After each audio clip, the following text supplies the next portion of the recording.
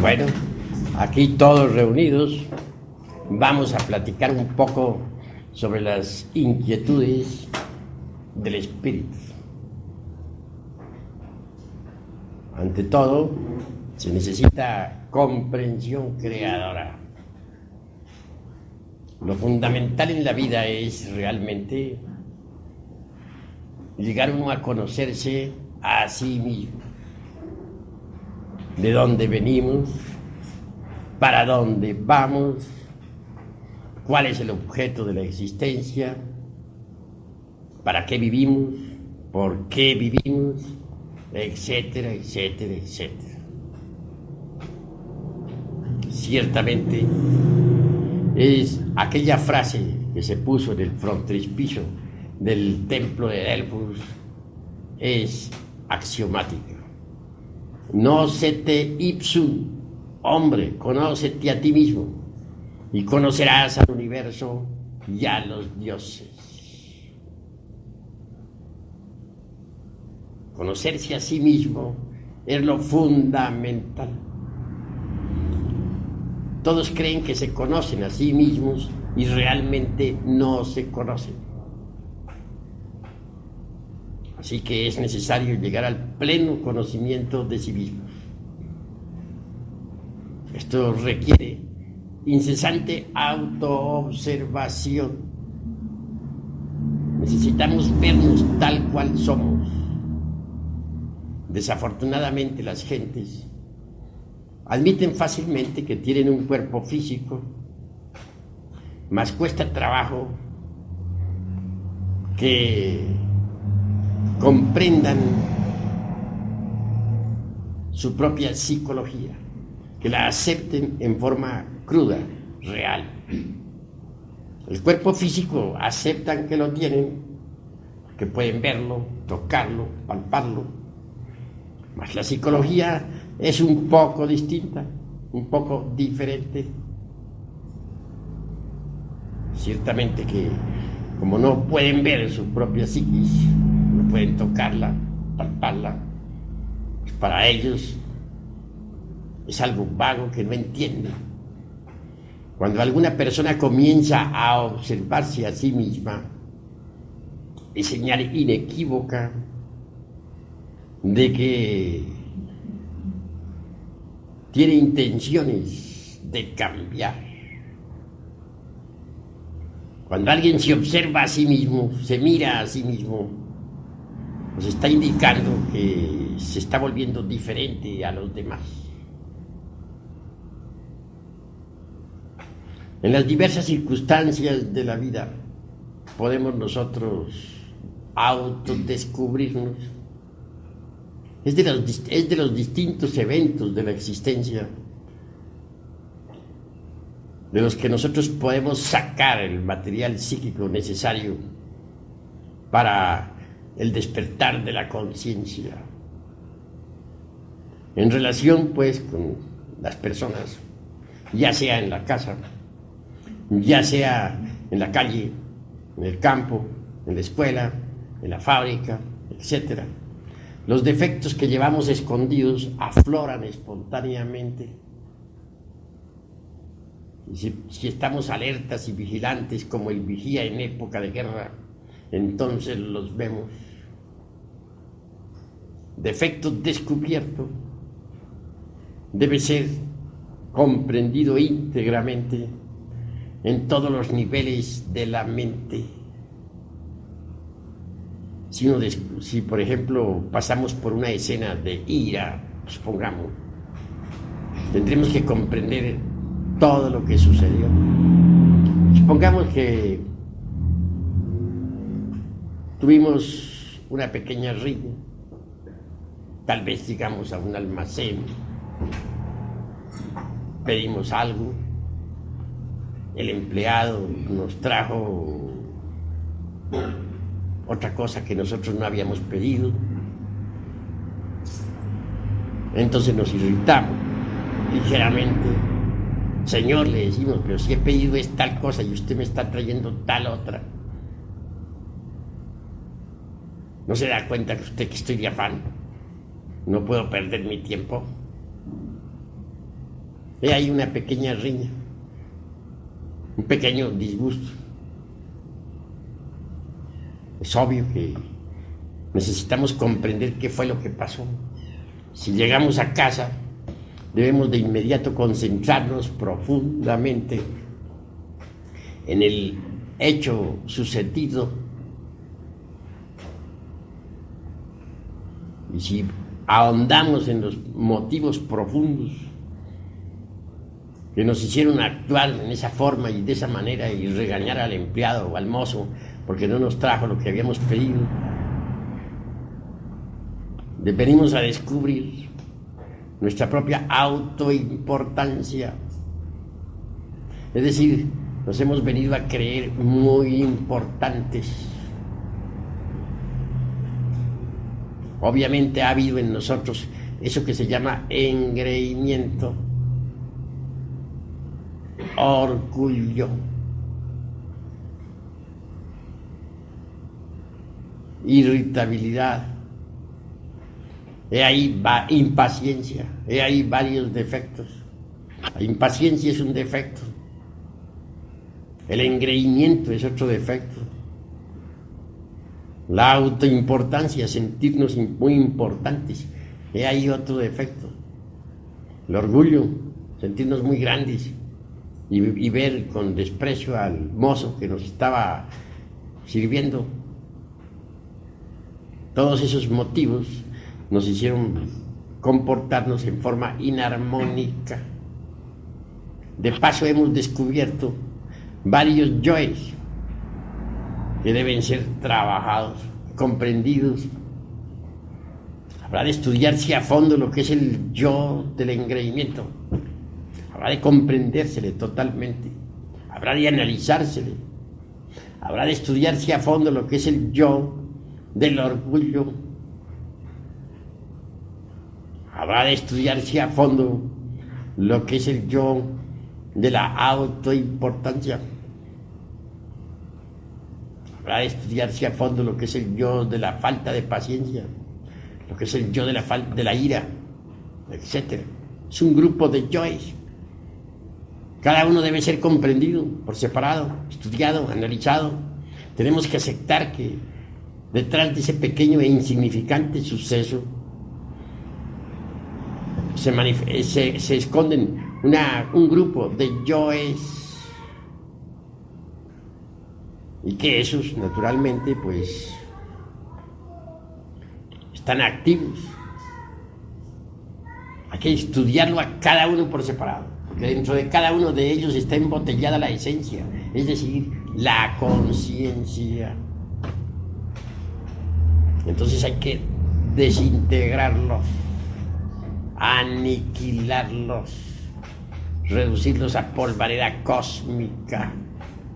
Para desintegrarlos tendremos que concentrarnos en la Divina Madre Kundalini, suplicarle, rogarle los reduzca a polvo. Pero primero habrá que comprender un defecto, pongamos la ira, y luego después de haberlo comprendido, entonces rogar a la Divina Madre Kundalini la elimine.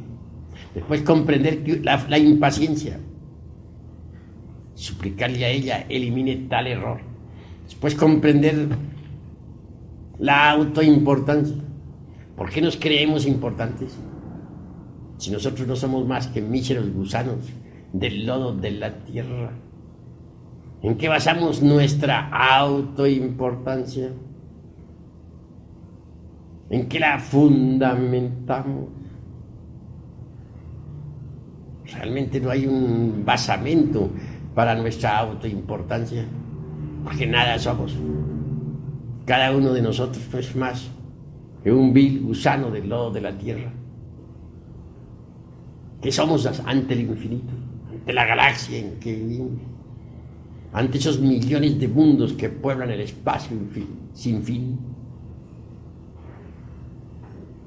¿Por qué sentirnos autoimportantes? Así, analizando cada uno de nuestros defectos, los vamos comprendiendo. Y defecto que vayamos comprendiendo debe ser eliminado con ayuda de la Divina Madre Kundalini. Es obvio que habrá que suplicarle a ella, que habrá que rogarle elimine el defecto que uno vaya comprendiendo. En una escena, pues, forman parte varios yoes. Tengamos otra escena, una de celos, por ejemplo. Incuestionablemente es grave eso.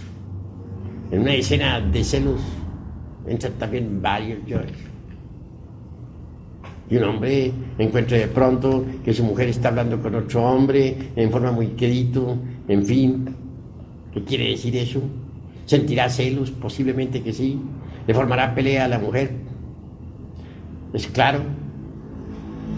Pero si observamos esa escena, ahí hubo celos, ira, amor propio. Varios yoes, pues. El yo del amor propio se sintió herido. Los celos entraron en actividad. La ira también. Cualquier escena, pues, cualquier acontecimiento, cualquier evento debe servirnos de base para el autodescubrimiento. En cualquier evento venimos a descubrir que tenemos dentro de nosotros mismos varios yoes. Eso es obvio. Varios yoes. Por todos estos motivos se necesita que nosotros estemos alertas y vigilantes como el vigía en época de guerra. Es indispensable el estado de alerta percepción, alerta novedad. Si no procedemos en esa forma, la conciencia continuará metida dentro de los agregados psíquicos que en nuestro interior cargamos y no despertaría jamás. Tenemos que comprender que estamos dormidos. Si la gente estuviera despierta, podría ver, tocar y palpar las grandes realidades de los mundos superiores. Si las gentes estuvieran despiertas, recordarían sus vidas pasadas. Si las gentes estuvieran despiertas, verían la tierra tal como es. Actualmente no están viendo la tierra tal como es. Las gentes de la Lemuria veían el mundo como es. Sabían que el mundo tiene 9 dimensiones por todo. Diríamos 7 fundamentales. Y veían al mundo pues en forma multidimensional. En el fuego percibían las salamandras o criaturas del fuego. En las aguas percibían a las criaturas acuáticas, a las ondinas, a las nereidas. En el aire eran claros para ellos los silfos. Y dentro del elemento tierra veían a los gnomos. Cuando levantaban los ojos hacia el infinito, podían percibir a otras humanidades planetarias. Los planetas del espacio eran visibles para los antiguos en forma distinta, pues veían el aura de los planetas y también podían percibir a los genios planetarios. Pero cuando la conciencia humana quedó enfrascada entre todos esos yoes o agregados psíquicos que constituyen el mí mismo, el yo mismo, el ego, entonces la conciencia se durmió. Ahora se procesa en virtud de su propio embotellamiento. En tiempos de la Lemuria, cualquier persona podía ver por lo menos la mitad de un holtapannas. Un holtapannas equivale a 5,5 millones de tonalidades del color. Cuando la conciencia que se quedó metida entre el ego, los sentidos degeneraron. En la Atlántida ya tan solo se podría percibir 1/3 de las tonalidades del color. Y ahora apenas sí se perciben los 7 colores del espectro solar y unas pocas tonalidades. Las gentes de Lemuria eran diferentes. Para ellos las montañas tenían alta vida espiritual. Los ríos para ellos eran el cuerpo de los dioses. La tierra entera era perceptible para ellos como un gran organismo viviente. Era otro tipo de gentes, diferentes, distintas. Ahora, desgraciadamente, la humanidad ha involucionado atrozmente. En estos tiempos la humanidad está, pues, en estado de caducidad. Si no nos preocupamos nosotros por autodescubrirnos, por conocernos mejor, continuaremos con la conciencia dormida, metida entre todos los yoes que llevamos en nuestro interior. Los psicólogos normalmente creen que tenemos un solo yo y nada más. En Gnosis se piensa diferente. En Gnosis sabemos que la ira es un yo, que la codicia es otro yo, que la lujuria es otro yo, que la envidia es otro yo, el orgullo es otro yo, que la gula es otro yo, etcétera, etcétera, etcétera.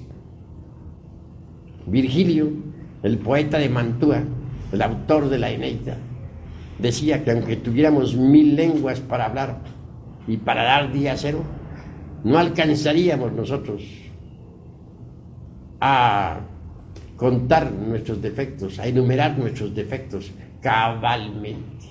Son tantos. ¿Y dónde vamos a descubrirlos?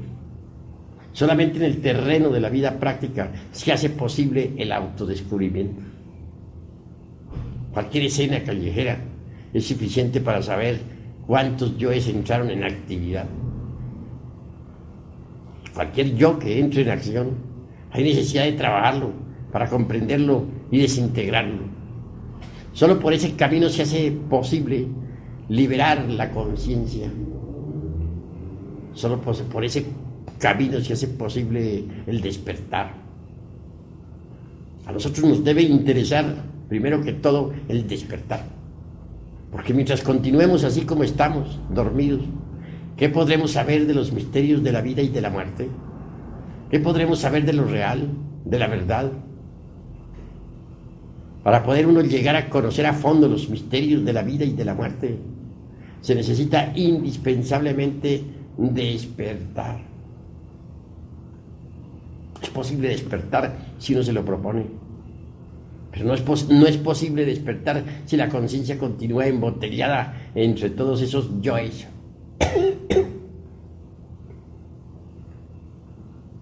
Vivimos dentro de un mecanismo bastante complicado. La vida se ha vuelto profundamente mecanicista en un 100%. La ley de recurrencia es terrible. Todo se repite. La vida podríamos compararla a una rueda que está girando incesantemente sobre sí misma. Pasan los acontecimientos una y otra vez, siempre repitiéndose. En realidad, de verdad, nunca hay una solución final para los problemas. Cada cual carga problemas, pero la solución final en realidad de verdad no existe. Porque si hubiera una solución final para los problemas que uno tiene en la vida, esto significaría que la vida no sería vida, sino muerte. Así pues, la solución final no se conoce. Gira la rueda de la vida, siempre pasando los mismos acontecimientos, repitiéndolos en forma más o menos modificada, más o menos alta o baja, pero repitiéndolos. Llegar a la solución final, impedir que la repetición de eventos o circunstancias se prosiga, es algo más que imposible. Entonces lo único que tenemos nosotros es que aprender a saber cómo vamos a reaccionar ante las distintas circunstancias de la vida. Si siempre reaccionamos de la misma forma, si siempre reaccionamos con violencia, si siempre reaccionamos con lujuria, Si siempre reaccionamos con codicia ante los hechos diversos que se repiten una y otra vez en cada existencia humana, pues no cambiaríamos nunca. Porque los acontecimientos que ustedes están viviendo actualmente ya los vivieron en la pasada existencia. Esto significa que, por ejemplo, si ahora están ustedes sentados escuchándome, en la pasada existencia también estuvieron sentados escuchándome. No sea aquí mismo, en esta casa, pero sí en cualquier lugar de la ciudad. Así también, en la antepasada estuvieron sentados escuchándome. En la trasantepasada estuvieron también sentados escuchándome y yo estuve hablándole a ustedes. Es decir, siempre esta rueda de la vida está girando y los acontecimientos van pasando. Siempre son los mismos. Así pues, es imposible impedir que los acontecimientos dejen de repetirse. Lo único que podemos hacer es cambiar nuestra actitud hacia los acontecimientos de la vida. Si nosotros aprendemos a no reaccionar ante ningún impacto proveniente del mundo exterior, si aprendemos a ser serenos, impasibles, entonces sucederá que podremos evadir o podremos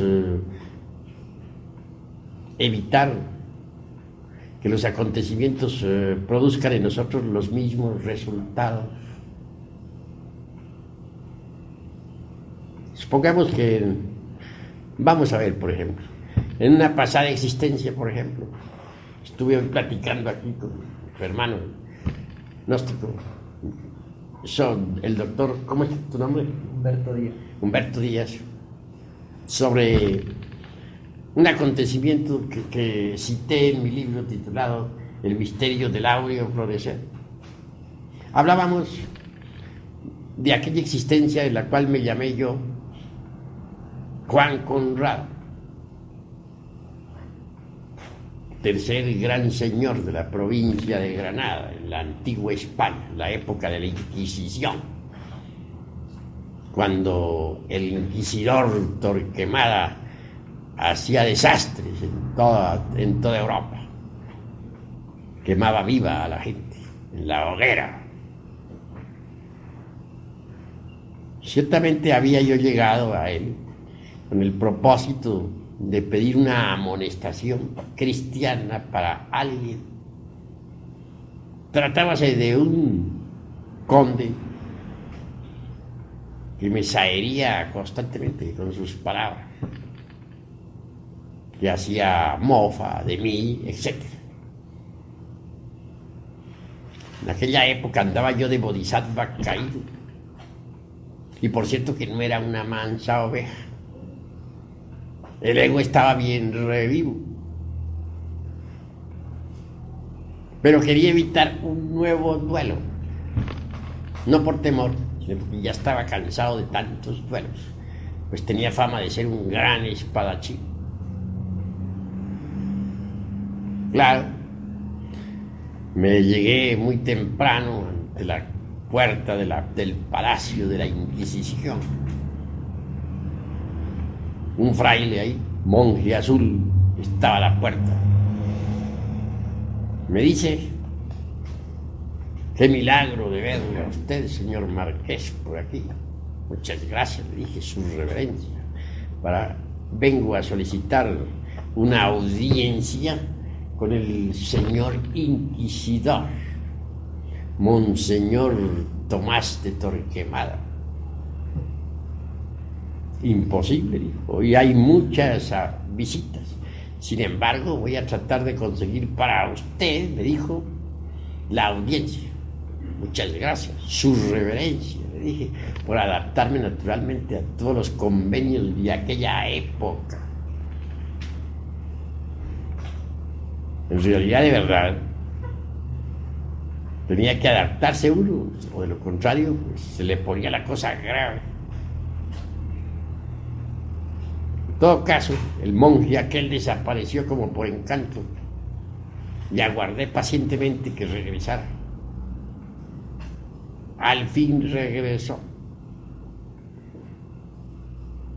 Ya de regreso, me dice: está conseguida para usted la audiencia, señor Marqués. Puede pasar. Y pasé. Atravesé un patio, llegué a un gran salón que estaba en tinieblas. Pasé a otro salón que estaba también en profundas tinieblas. Por último, a un tercer salón. Ese estaba iluminado por una lámpara. La lámpara se hallaba colocada sobre una mesa. Ante la mesa estaba sentado el inquisidor don Tomás de Torquemada. Nada menos que el gran inquisidor. Un ser, pues, cruel. Sobre su pecho caía una gran cruz.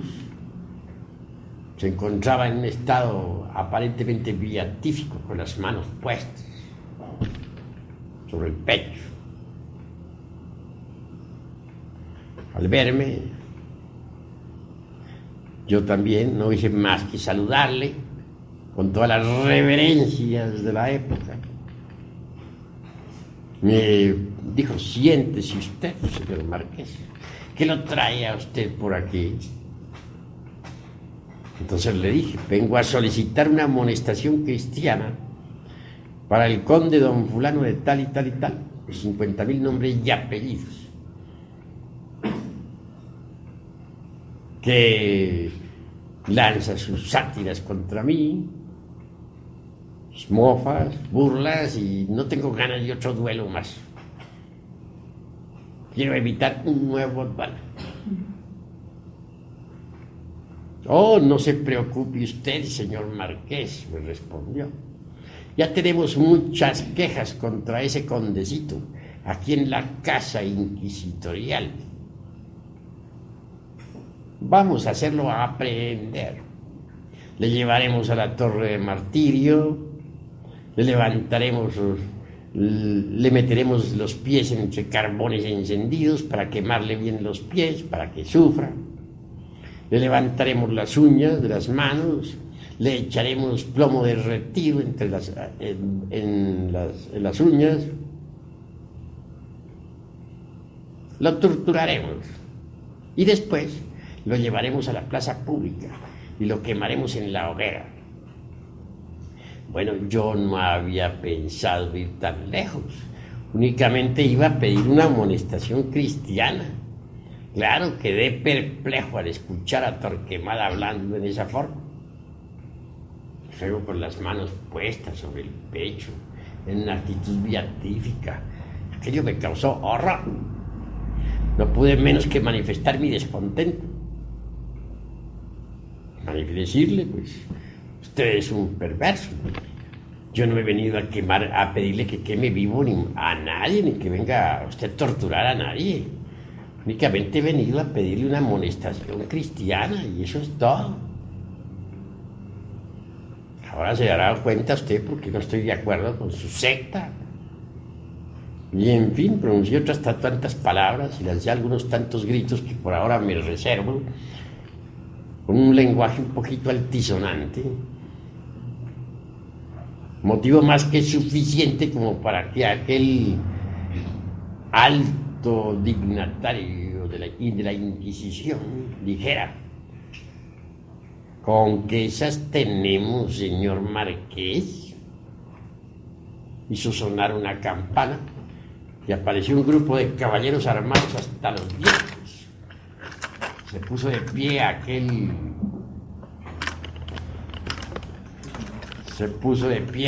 caballero del santo oficio. Se levantó airoso y ordenó a los caballeros aquellos diciendo: prended a este hombre. Un momento, caballeros, les dije. Recordad las reglas de la caballería, porque en aquella época las reglas de la caballería eran respetables y respetabilísimas por todo el mundo.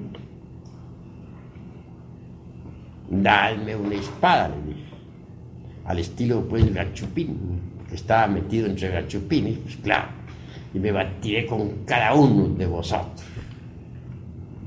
Era ni más ni menos que un gachupín hablando, que nos encontrábamos reencarnados en plena edad, bueno, en plena edad media, en épocas de Torquemada.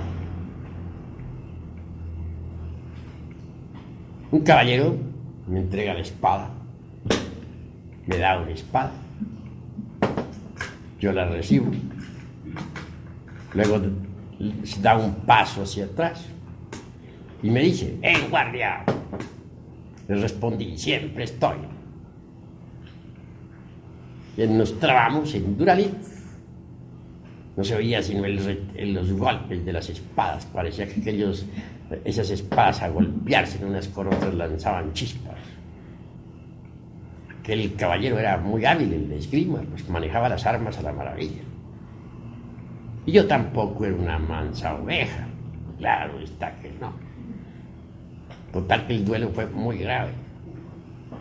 Ya no me faltaba sino hacer uso de mi mejor estocada para salir victorioso. Pero los otros caballeros que estaban viendo el asunto se dieron cuenta que su compañero iba derecho al panteón. Y claro que me cayeron en pandilla. Mas llegó un momento en que el brazo derecho se cansó, ya no podía con el peso de la espada y tanta lucha. Entonces les dije: han ganado ustedes por sorpresa, porque me han caído en pandilla. Y eso no es de caballero. Les entregué la espada y está. Entonces el señor inquisidor dijo: ¡a la hoguera! Y me decía: no fue difícil quemarme en vivo. Ahí tenían un poco de leña al pie de un palo, de un poste de acero. Me encadenaron a aquel poste, prendieron fuego a la leña y a los pocos segundos estaba yo allí ardiendo como tea encendida. Sentí gran dolor en las carnes. Veía cómo mi cuerpo físico se quemaba hasta quedar reducido todo a cenizas. Quise di un paso intencionalmente a ver, pero lo curioso fue que antes de dar el paso sentí que aquel dolor supremo se convertía en felicidad. Entendí que más allá del dolor, mucho más allá del dolor, existe la felicidad. El dolor humano, por muy grave que sea, tiene un límite.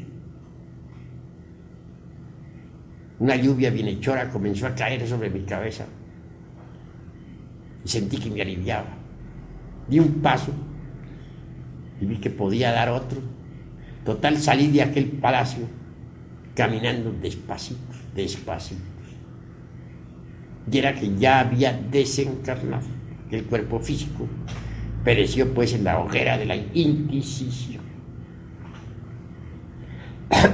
Hoy, por ejemplo, al repetirse un evento de esos en mi vida, estoy seguro que ya no iría a una hoguera, ni a un paredón, ni algo por el estilo. ¿Por qué? Porque hoy, al no tener ya esos yoes de la ira, de la impaciencia, escucharía al inquisidor serenamente, impasible. Comprendería el estado en que se encuentra, guardaría un silencio total, ninguna reacción saldría de mí. Como resultado, pues no pasaría nada. Eso es claro. Podría salir tranquilo, sin problema. De manera que los problemas en realidad de verdad los forma el ego. Si en aquella ocasión no hubiera yo reaccionado en esa forma, contra el santo oficio, como así le llamaban, contra la Inquisición, contra el monje azul, etcétera, etcétera, etcétera, pues es obvio que no habría desencarnado en esa forma. Esto no significa cobardía, sino sencillamente habría permanecido sereno, impasible. Luego habría dado la espalda y me habría retirado, sin problema. Solo quedaría un punto en discusión. El condecito aquel habría sido aprehendido, quemado vivo en la hoguera, ¿no? Y se me podría echar la culpa a mí. No. Habría tenido el valor de ir a informarle eso al conde. Aunque aquel conde se hubiera llenado de tremenda ira contra mí. Y le habría salvado su existencia. Tal vez hasta el hombre hubiera quedado agradecido. Es decir, las circunstancias fatales no habrían sucedido si el ego hubiera sido desintegrado. Desgraciadamente tenía un ego muy desarrollado.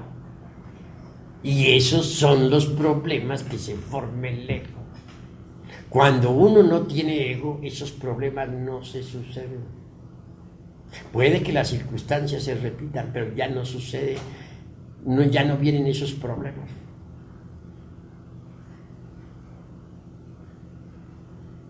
La cruda realidad es que los eventos pueden estarse repitiendo, pero lo que nosotros tenemos es que modificar nuestra actitud hacia los eventos.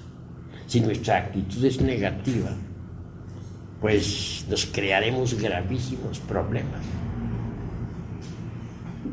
Eso es obvio. Necesitamos pues cambiar nuestra actitud hacia la existencia. Pero uno no puede cambiar su actitud hacia la vida si no elimina aquellos elementos perjudiciales que lleva en su psiquis. La ira, por ejemplo, ¿cuántos problemas le trae a uno la ira? La lujuria, ¿cuántos problemas le trae a uno la lujuria? Los celos, ¿cuán nefastos son?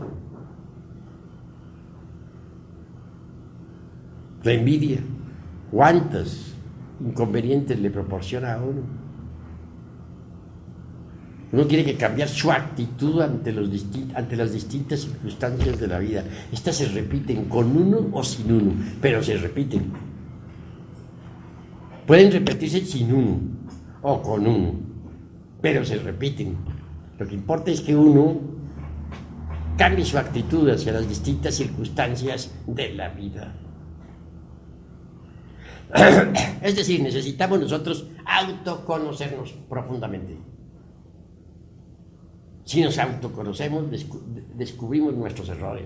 Y si los descubrimos, los eliminamos. Y si los eliminamos, despertamos. Y si despertamos, venimos a conocer los misterios de la vida y de la muerte. Venimos a experimentar eso que no es del tiempo. Eso que es la verdad. Pero mientras nosotros continuemos con la conciencia embotellada entre el ego, entre el yo, o entre los yoes, obviamente no sabremos nada de los misterios de la vida y de la muerte. No podremos así experimentar lo real. Viviremos en la ignorancia. Se hace pues urgente e inapasable cumplir con la máxima de Pitágoras, de Tales de Mileto: nocete ipsum, hombre, conócete a ti mismo, y conocerás al universo y a los dioses. Todas las leyes de la naturaleza están dentro de uno mismo. Y si uno no las descubre dentro de uno mismo, tampoco las puede descubrir fuera de sí mismo. Así pues, dentro de uno está el universo. El hombre está contenido en el universo, y el universo está contenido en el hombre. Si descubrimos al universo dentro de nosotros mismos, pues lo descubrimos realmente. Pero si dentro de sí mismos no lo descubrimos, tampoco lo podremos descubrir fuera de sí mismos. Eso es obvio. Existen en nosotros posibilidades extraordinarias, pero ante todo debemos partir del principio de nocete ipsum, hombre, conócete a ti mismo, y conocerás al universo y a los dioses. La personalidad, por ejemplo, la falsa personalidad, por ejemplo, es óbice para la verdadera felicidad. Todo ser humano tiene una falsa personalidad que está formada por el engreimiento, por la vanidad, por el orgullo, por el temor, por el egoísmo, por la ira, por la autoimportancia, por el autosentimentalismo, etc.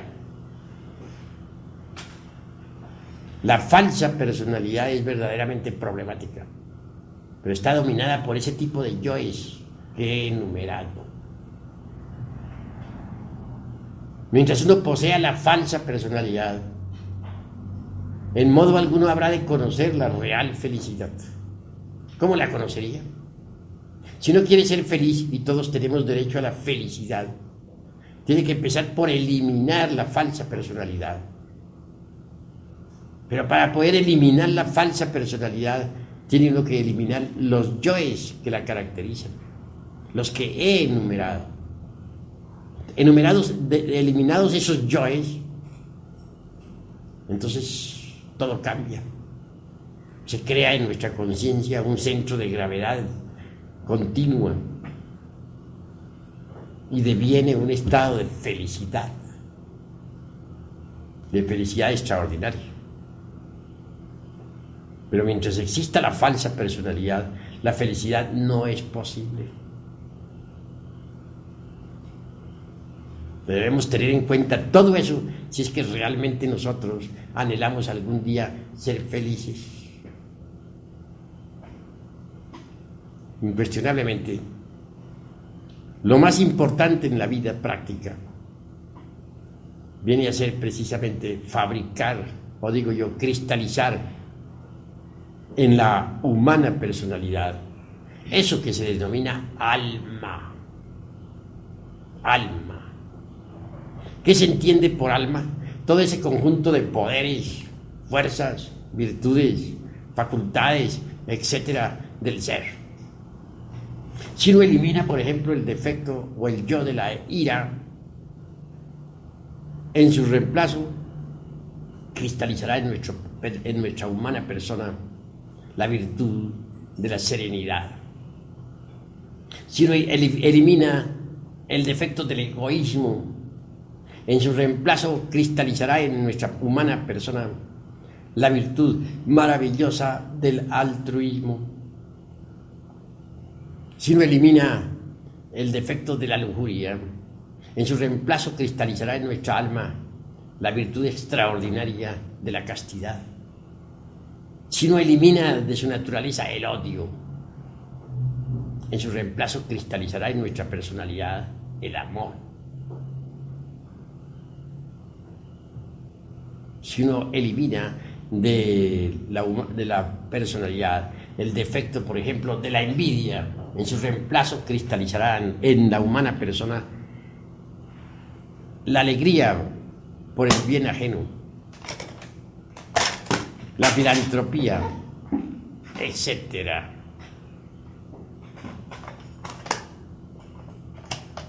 Así que es necesario comprender que hay necesidad de eliminar los elementos indeseables de nuestra psiquis para cristalizar en nuestra humana persona eso que se llama alma, un conjunto de fuerzas, de atributos, de virtudes, de poderes cósmicos, etc. Sin embargo, he de decir que no todo es intelecto. El intelecto es útil cuando está al servicio del espíritu, pero no todo es intelecto. Incuestionablemente debemos pasar por grandes crisis emocionales si es que queremos nosotros cristalizar alma en sí mismos. Si el agua no hierve a 100 grados, no cristaliza lo que hay que cristalizar y no se elimina lo que se debe eliminar. Así también, si no pasamos previamente por graves crisis emocionales, pues no cristalizará en nosotros eso que se llama alma. No se eliminará en nosotros eso que se debe eliminar. Pues así es, así ha sido siempre. Cuando el alma cristaliza completamente en uno, hasta el mismo cuerpo físico se convierte en alma. Jesús de Nazaret, el gran Kabir, habló claro sobre eso. Dijo: en paciencia poseeréis vuestras almas.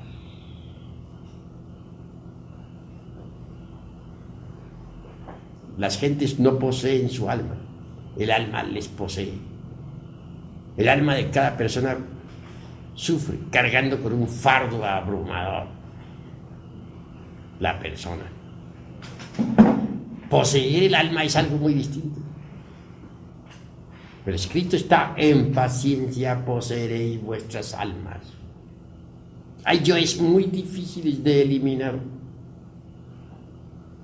defectos terribles, yoes que están en relación con la ley del karma. Cuando se llega a eso, parece como si nos detuviéramos en el avance. Y obviamente que sí.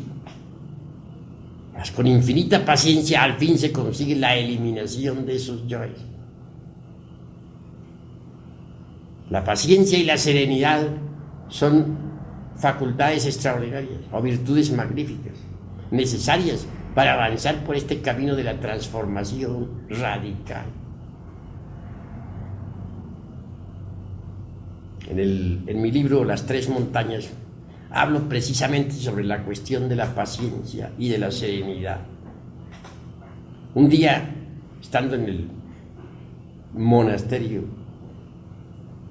aguardábamos un grupo de hermanos impacientemente al abad, al hierofante, mas este tardaba. Y pasaban las horas y este tardaba. Nosotros, todos estaban preocupados. Habían allí algunos maestros, claro, muy respetabilísimos, pero llenos de impaciencia. Se paseaban, pues, dentro del salón, iban, venían, se jalaban el cabello, se rascaban la cabeza, se jalaban las barbas, impacientes. Yo permanecía sereno, tranquilo, pacientemente aguardaba. Únicamente me causaban curiosidad esos hermanitos impacientes. Permanecía tranquilo. Al fin, después de varias horas, se presentó el maestro. Y dirigiéndose a todos, les dijo: a ustedes les faltan dos virtudes que este hermano tiene. Y me señaló a mí. Luego, dirigiéndose a mí, me dice: dígales usted, hermano, ¿cuáles son esas dos virtudes? Entonces yo me puse de pie y dije: hay que saber ser pacientes, hay que saber ser serenos. Todos quedaron perplejos. Enseguida el maestro trajo una naranja, que es símbolo de esperanza, y me la entregó, aprobándome. Quedé aprobado para entrar en la segunda montaña, que es la de la resurrección. Nosotros, los impacientes, quedaron aplazados. Se me citó después en otro monasterio para firmar algunos papeles que tenía que firmar. Y así lo hice. Más tarde concurrí a ese monasterio, firmé los papeles, se me entregaron ciertas instrucciones esotéricas y se me admitió, pues, en los estudios de la segunda montaña.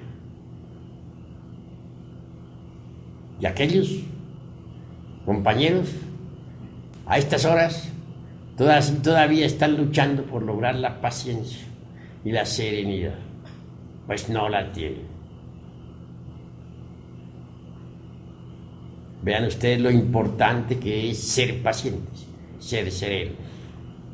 Así cuando uno está trabajando en la disolución de un yo y por nada de la vida consigue disolverlo porque se ha vuelto muy difícil, porque hay yoes así, se relacionan con el karma, no le queda a uno más remedio que multiplicar la paciencia y la serenidad hasta triunfar. Pero muchos son impacientes, quieren eliminar tal o cual yo ya de inmediato, sin pagar el precio correspondiente. Y eso es absurdo. En el trabajo sobre uno mismo se necesita multiplicar la paciencia hasta el infinito y la serenidad hasta el colmo de los colmos.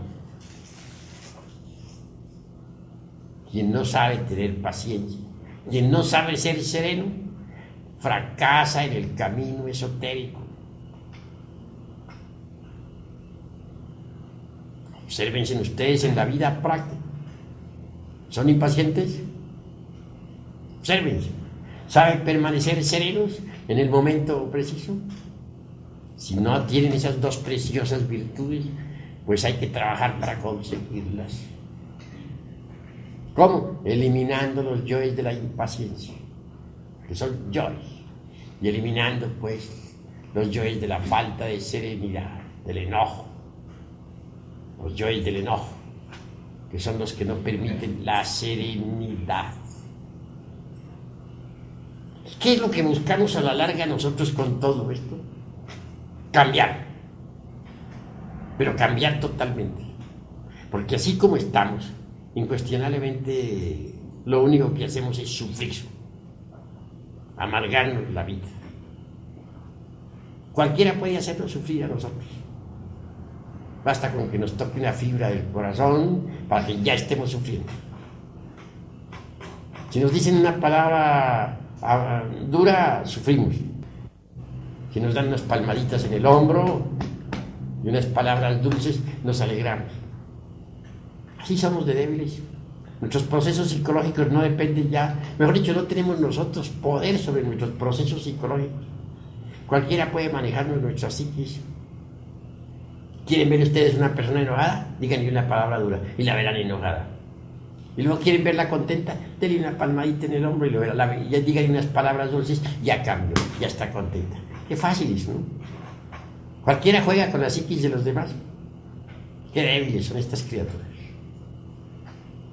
Se trata pues de cambiar, de que todo esto que tenemos nosotros de débil se ha eliminado.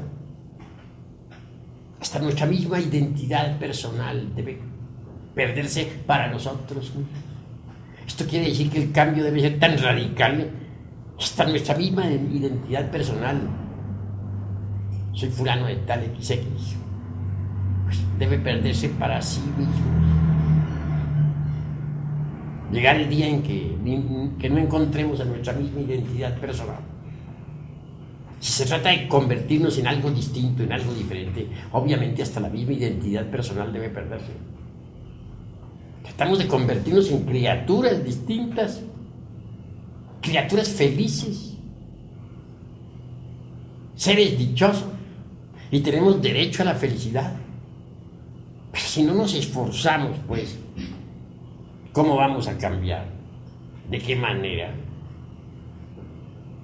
Y ahí lo grave. Lo más importante es no identificarnos con las circunstancias de la existencia.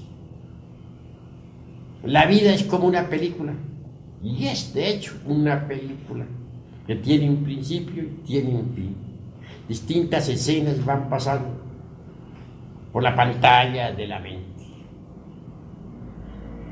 El error más grave de nosotros consiste en identificarnos con esas escenas. ¿Por qué? Porque pasan.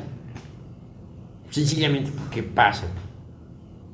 Son escenas de una gran película y al fin pasan. Afortunadamente en el camino de mi vida senté como lema siempre eso, no identificarse uno con las circunstancias diferentes de la vida. Me viene a la memoria casos de dijéramos, de la niñez.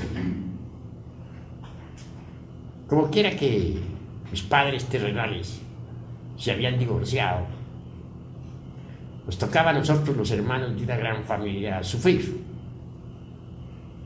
Habíamos quedado nosotros con el jefe de la familia y se nos prohibía pues visitar pues a la jefa, o sea, a nuestra madre terrenal. Sin embargo, nosotros no éramos tan ingratos como para poder olvidar la jefa. Me escapaba siempre de casa con un hermanito menor que me seguía.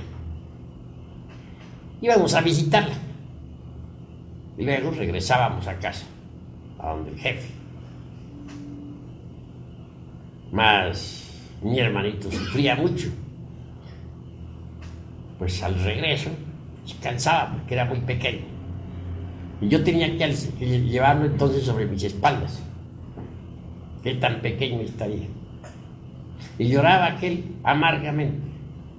Decía, ahora al regresar a casa, el jefe nos va a azotar, nos va a dar de azotes y de palos. Yo le respondía diciendo, ¿por qué lloras? Todo pasa. Acuérdate que todo pasa. Cuando llegábamos a casa, ciertamente nos aguardaba el jefe lleno de grande ira y nos daba de latigazos.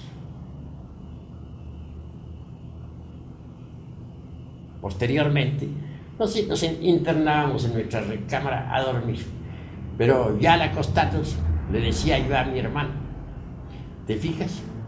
Ya pasó. ¿Te convences que todo pasa? Eso ya pasó.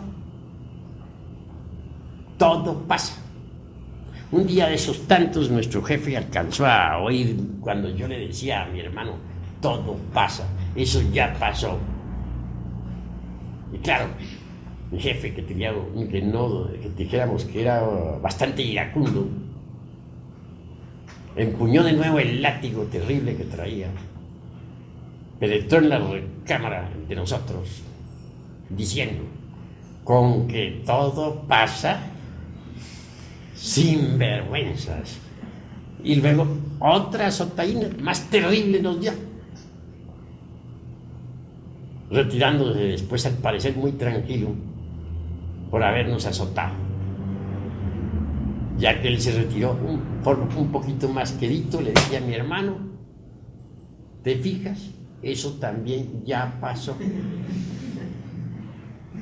Es decir, nunca me identificaba con esas escenas. Y tomé como lema en la vida jamás identificarme con las circunstancias, con los eventos, con los acontecimientos. Porque sé que esas escenas van pasando. Tanto que uno se preocupa y porque tiene un problemazo que no haya cómo resolverlo y tal. Después ya pasa y viene otra escena completamente distinta. Entonces, ¿para qué se preocupó si tenía que pasar? ¿Con qué objeto se preocupó? Cuando uno se identifica con los distintos eventos de la vida, comete muchos errores. Si uno se identifica con una copa de licor que le están ofreciendo un grupo de amigos embriagados, pues resulta borracho. Y si uno se identifica con una persona del sexo opuesto en un momento dado, pues resulta fornicando. Y si uno se identifica con un insultador que lo está hiriendo a uno con la palabra, resulta uno también insultando. ¿A usted les parece cuerdo que nosotros, que somos gentes, bueno, aparentemente serios, ¿no? Si resultemos insultando, ¿ustedes creen que eso estaría bien? Si uno se identifica con una escena, por ejemplo, de puro sentimentalismo llorón, donde todos están llorando amargamente, pues uno también resulta con sus buenas lágrimas. ¿Ustedes creen que eso está correcto? Que otros nos pongan a llorar así porque les dio su gana. Esto que estoy diciéndoles a ustedes es indispensable. Si es que ustedes quieren autodescubrirse. Es indispensable, porque si uno se identifica completamente con una escena, pues quiere decir que se ha olvidado de sí mismo, se ha olvidado del trabajo que está haciendo. Entonces está perdiendo el tiempo tontamente. Las gentes se olvidan de sí mismas, completamente. Se olvidan de su propio ser interior profundo, porque se identifican con las circunstancias. Normalmente las gentes andan dormidas por eso. Están identificadas con las circunstancias que les rodean.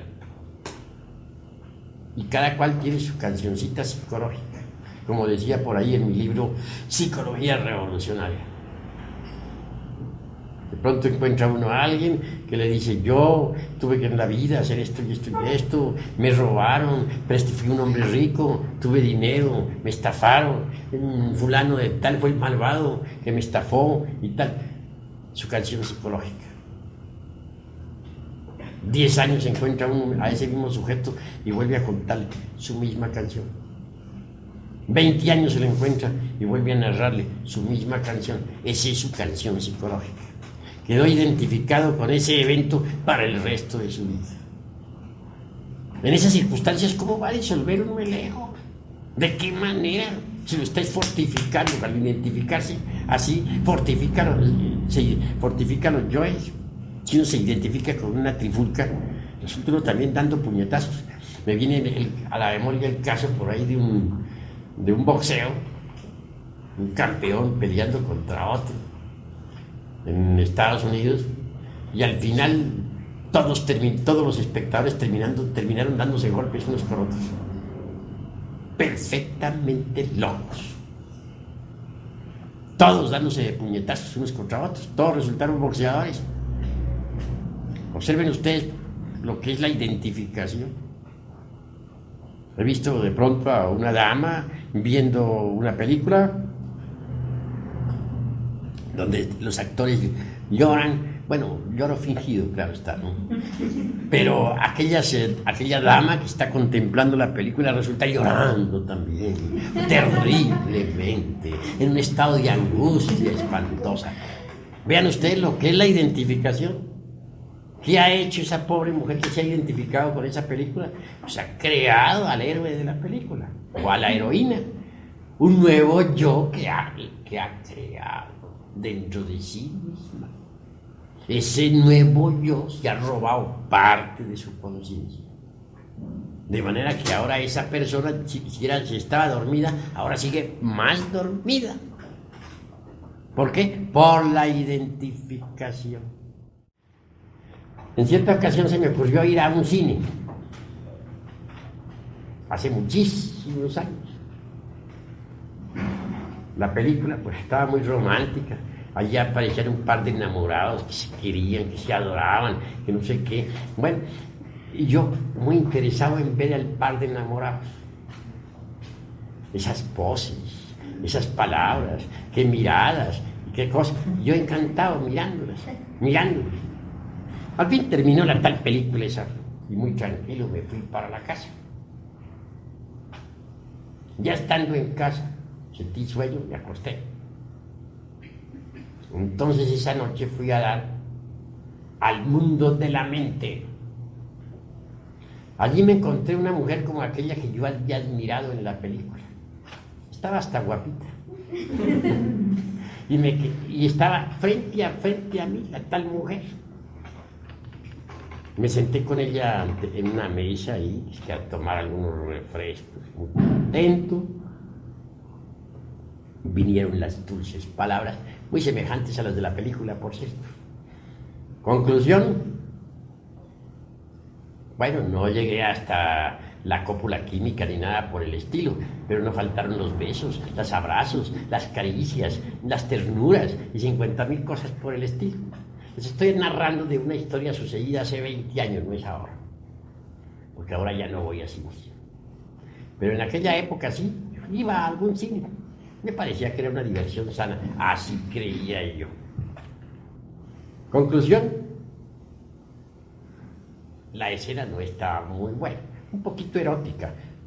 De pronto cambió el panorama y descendí del mundo de la mente al mundo astral. Son dos mundos diferentes. Ya al llegar al mundo astral me encontré dentro de un gran templo y pude verificar que un maestro me había estado analizando. Claro, en mi interior me dije, metí la pata. Me retiré a unos pocos pasos a guardar a ver qué sucedía. Y de pronto el maestro aquel me envía un papel con el guardián del templo. El guardián me lo entregó.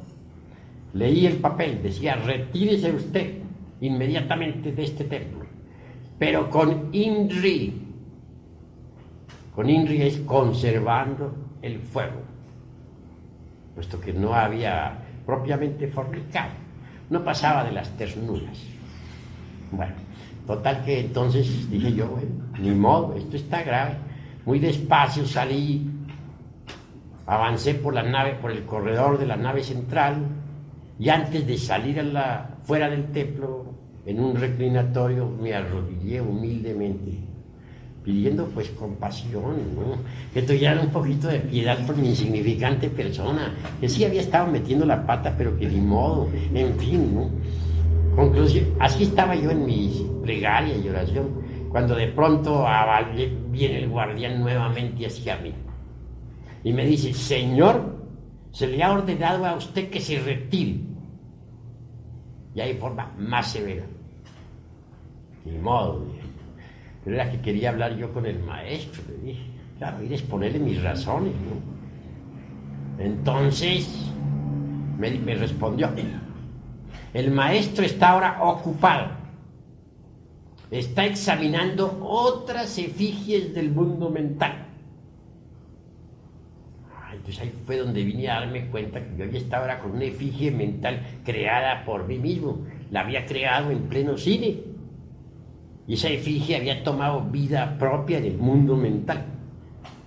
Era una mujer exactamente igual a la actriz que había visto en la película. Total que en mi pobre mente la había reproducido.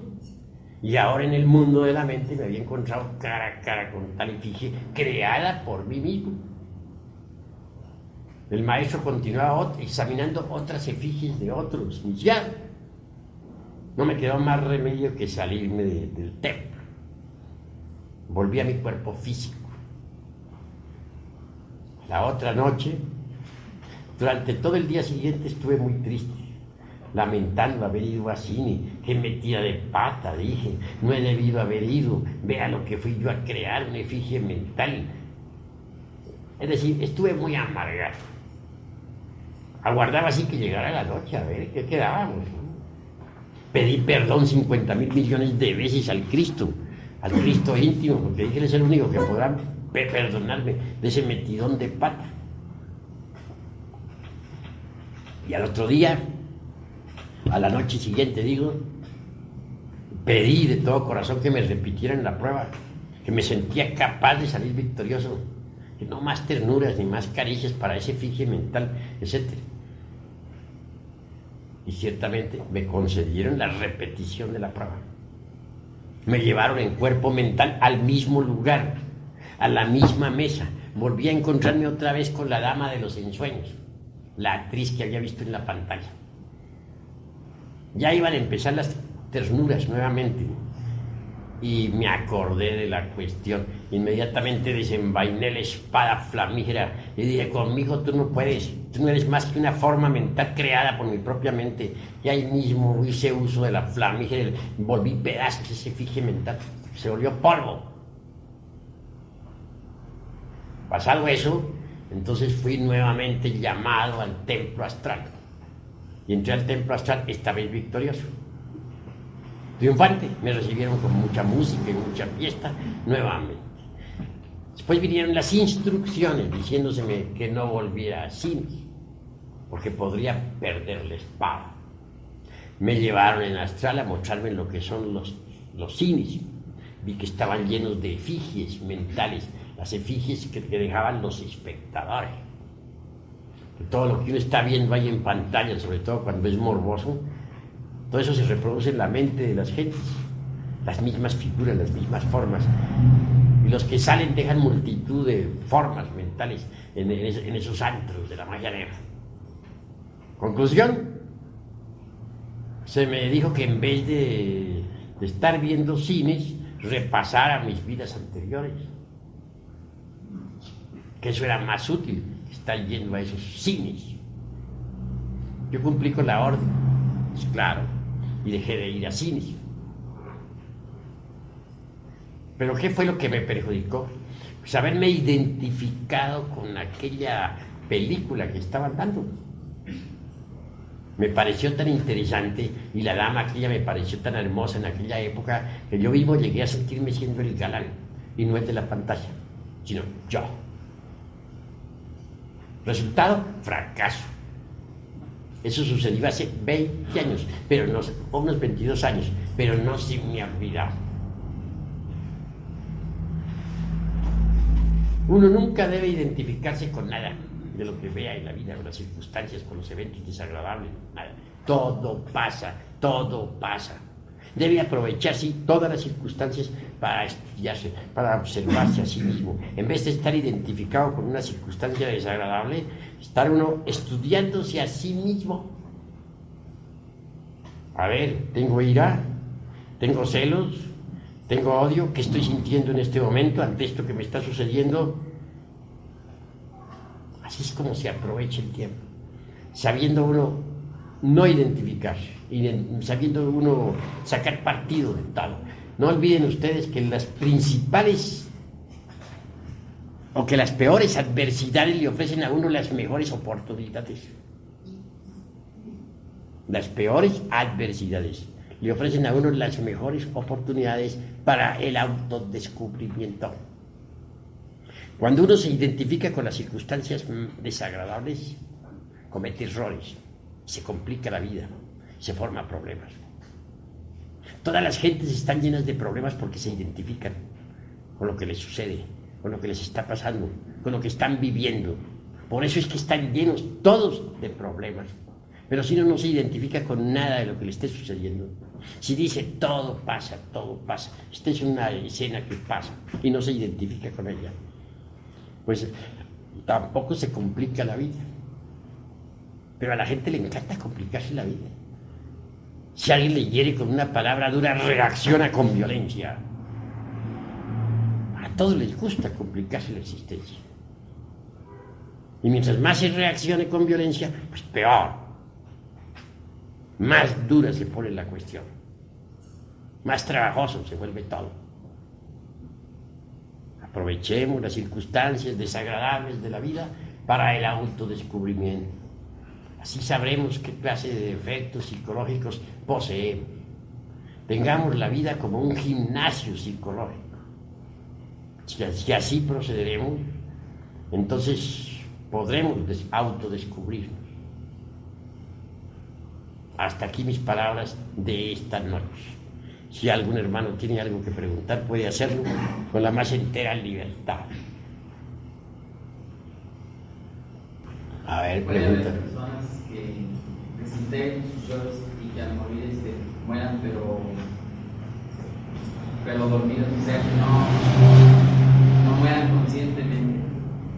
Bueno, si uno desintegra todos esos agregados psíquicos que personifican a sus errores, despierta la conciencia y a la hora de la desencarnación lo hace con plena conciencia, puesto que la despertó en vida.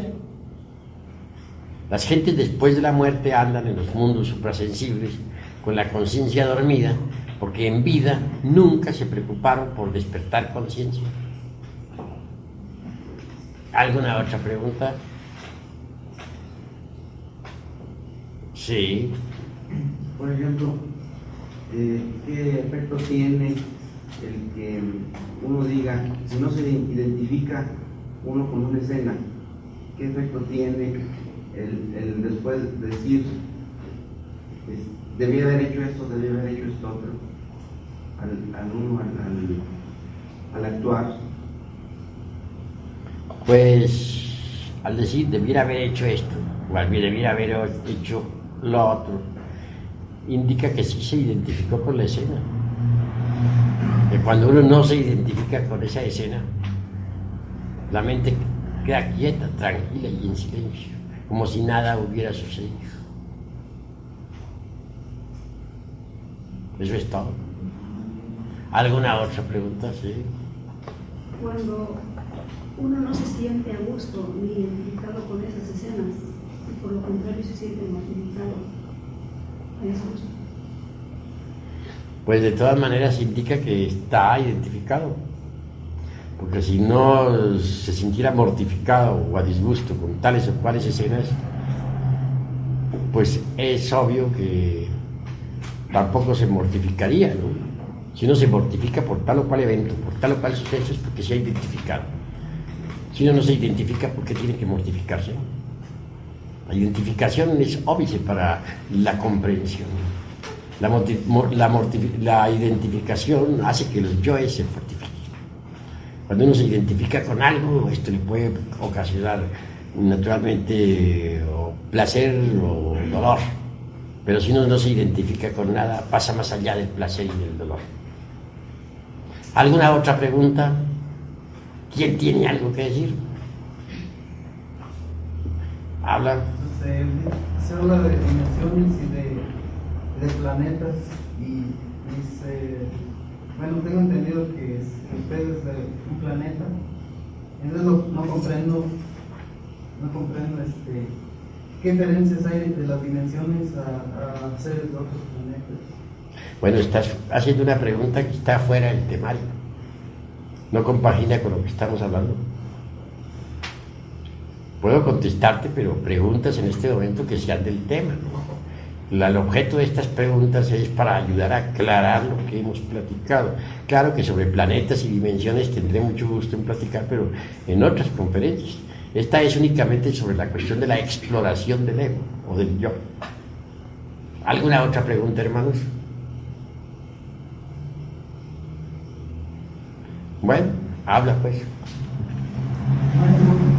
¿Cómo puede usted ubicar el punto, cómo se explicaría usted el punto de equilibrio entre la no identificación y llegar a caer a la indiferencia de los hechos que nos afectan? Pues sencillamente, Es decir, ¿cómo se puede llegar a una seguridad interna? ¿A qué se genera en aquel momento pues, importante, clave de la vida de uno? muy bien, pero hay que saber que existe la tesis, la antítesis y la síntesis. La síntesis incuestionablemente lo lleva a uno a la solución del problema que tú has planteado. Incuestionablemente, si uno se hace dueño de sus propios procesos psicológicos, pues puede resolver los problemas más difíciles. Pero cuando hay cohesión en la mente, pues entonces no puede resolver problemas. Para que no haya cohesión en la mente se necesita urgentemente la no identificación, porque la identificación ejerce cohesión sobre la mente, condiciona la mente. En este caso la mente condicionada por el suceso únicamente actúa en función de reacción. Cuando se actúa en función de reacción no se es dueño de los procesos psicológicos. Al no identificarse, entonces sí se es dueño de los propios procesos psicológicos. En este caso puede uno no caer en la indiferencia y resolver sin conciencia lo que tiene que resolver. Sí. ¿Hasta qué punto puede ser uno autoengañado? O sea, también uno se autoengaña, ¿no? ¿Hasta qué punto sería un límite, ¿no? O algo así, que una señal que le dijera a uno, por ejemplo, uno diga, no, yo ya eliminé tal religión, pero que se esté uno mismo autoengañando? Pues las formas de autoengaño existen en tanto el ego existe. Y hay que eliminar las formas de autoengaño, es un hecho. Pero no es posible eliminarlas si uno no se autoexplora, si uno no se autoobserva. Solo mediante la autoobservación psicológica sincera y real puede uno en realidad evitar toda forma de autoengaño. El sentido de la autoobservación psicológica se va desarrollando poco a poco, a medida que se vaya usando. Órgano que no se usa, se atrofia. Si no usamos ese órgano, continuará atrofiado. Mas si lo usamos, llegará el momento en que podremos por sí mismos ver nuestros propios agregados psíquicos en forma directa. Ya no únicamente por asociación intelectual, sino por percepción directa de lo real. Cuando eso sea, cualquier posibilidad de autoengaño quedará de hecho descartada. ¿Alguna otra pregunta? Sí. Entonces, para quitarse los yoes, hay que estar alertas conscientemente contra los yoes. Para eliminar los yoes, lo primero que tiene uno que hacer es autodescubrirlos. Si uno no descubre un yo determinado o un yo cualquiera en un momento dado, ¿cómo podría entonces eliminarlo? Primero tiene que descubrirlo, y no podría descubrirlo si no se autoobserva. Se hace necesario verse a sí mismo en acción. Solo viéndose en acción viene uno a descubrir que tiene tal o cual yo. Una vez descubierto, puede uno darse el lujo de comprenderlo profundamente mediante el análisis y la autorreflexión evidente del ser. Esto es meditación. Ya comprendido integralmente cualquier error, necesitamos eliminarlo, porque la comprensión por sí misma no es suficiente. Es un cuchillo, sí, que la separa a tal o cual yo, lo separa de nosotros mismos, de nuestra psiquis. Es el cuchillo de la conciencia que separa a un agregado, pero ese agregado continúa convertido en demonio tentador, buscando la forma de acomodarse nuevamente en cualquiera de los 5 cilindros de la máquina orgánica. Se necesita desintegrarlo. La desintegración solamente es posible apelando a un poder que sea superior a la mente, porque la mente por sí misma no es capaz de desintegrar ningún defecto. Podrá esconderlo de sí misma y de los demás, podrá pasarlo de un departamento a otro del entendimiento, podrá rotularlo con cualquier nombre, podrá justificarlo o condenarlo, mas jamás alterarlo fundamentalmente. Se necesita de un poder que sea superior a la mente. Ese poder existe en todos los seres humanos. Es el Kundalini o la Kundalini. La Kundalini es dijéramos, la madre cósmica, particular, individual de cada uno de nosotros. Una variante de nuestro propio ser, pero derivado. Solo ese poder de la Divina Madre Kundalini, que es una variante, repito, de nuestro propio ser, o Dios Madre en nosotros, puede desintegrar cualquier defecto que previamente hayamos comprendido en forma íntegra.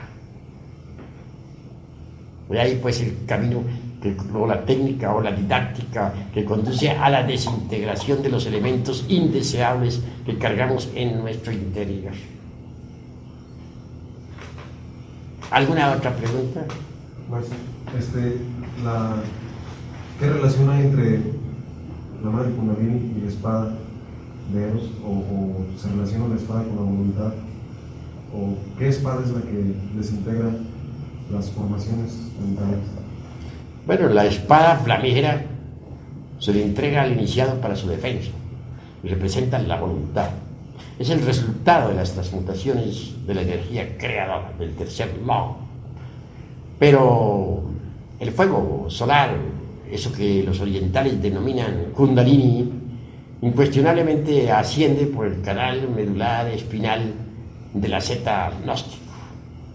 En todo caso, al asceta gnóstico que ha logrado el desarrollo de la serpiente ígnea de nuestros mágicos poderes, se le otorga la espada, símbolo de la voluntad. Con esa espada la lleva el iniciado en el 5, no a la izquierda como se usa aquí en el mundo físico, sino a la derecha como se usa en los mundos superiores. Distingamos pues entre el azufre, el mercurio y la sal sublimada que forman un remolino de fuerzas ascendiendo por la espina dorsal de la zeta agnóstico y la espada flamígera. Eso es todo.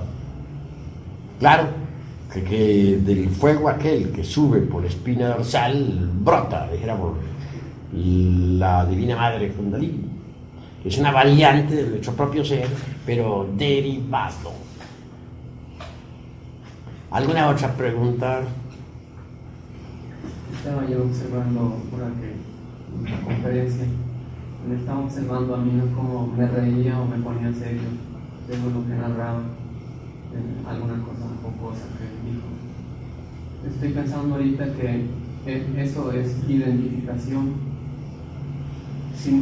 La no identificación en este caso sería permanecer indiferente ante una conferencia, por ejemplo. Entonces no has comprendido bien el proceso de la identificación. Al contrario, yo he podido evidenciar en este momento que estabas alerta y vigilante como el vigía en época de guerra, pues estabas observando tus propios procesos psicológicos. Es decir, no estabas identificado. Y descubriste distintos estados psicológicos, los descubriste en ti mismo. Luego no estabas identificado. Si hubieras estado identificado, no hubieras descubierto eso en ti mismo. Eso es todo. Así es que hay que proceder como tú has procedido. Correcto. ¿Alguna otra pregunta? Suponiendo que yo esté eliminando un yo, a la vez también puedo llamar, como por ejemplo ustedes dicen ahí en un libro, ¿cómo llamar Kundalini? ¿Sí? Puedo llamarla también a la vez, o sea,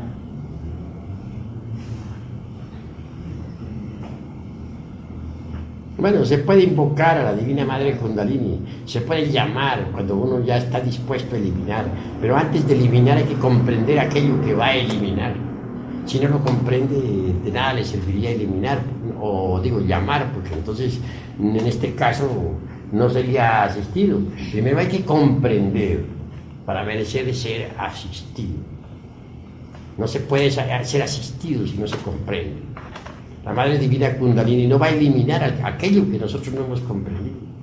El objeto de comprender es para liberar la esencia embutida entre el agregado psíquico que se va a eliminar. Si se eliminara sin comprender, también se iría embutido dentro del agregado psíquico un cierto porcentaje de conciencia. Y lo que no se quiere es eso, que ese porcentaje de conciencia siga embutido entre lo que se va a eliminar. ¿Entendido? ¿Alguna otra pregunta? Sí. ¿Cómo es posible saber cuando un ego está completamente comprendido? Pues no existe cronómetro, dijéramos, para eso, o ningún aparato científico. Esto es cuestión únicamente de conciencia. Solo la conciencia puede saber, nada más que la conciencia. Actualmente no existe pues ningún aparato que pueda medir eso. Lo sabe la conciencia, porque ni la misma mente puede saberlo. Solo la conciencia lo puede saber. Nada más. Si la conciencia verdaderamente lo ha comprendido, pues lo ha comprendido. Y eso es todo. ¿Alguna otra pregunta? Sí. Maestro, por ejemplo, si a través de la conferencia uno ha entendido que hay un mensaje en especial para uno, ¿eso es estar identificado o estar consciente de mensaje? Repite a ver cómo es la cosa. Sí. Yo, por ejemplo, yo entendí en esa conferencia algo del mensaje para una pregunta que yo hice ayer en nombre de todos mis compañeros, ¿verdad? Sobre la paciencia, ¿verdad? Entonces creo que hay un mensaje especial para nosotros, especial para mí, que es la pregunta. ¿Eso es identificarse o estar...? Eso es comprensión. Cuando uno comprende que hay un mensaje para uno, pues debe recibir el mensaje. Y eso es todo. En este caso hay comprensión. Bueno, creo que por ahora hemos terminado esta plática. Le quedan invitados ustedes para mañana a la misma hora. Mañana a las 6:30 esperamos a los de segunda cámara y a los otros a las 7:30.